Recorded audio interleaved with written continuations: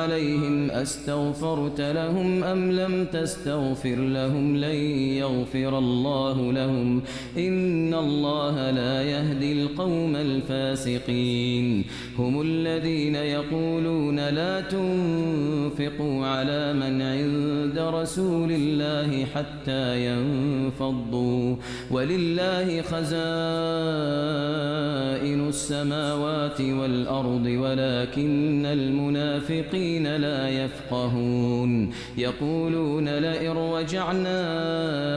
إلى المدينة ليخرجن الأعز منها الأذل ولله العزة ولرسوله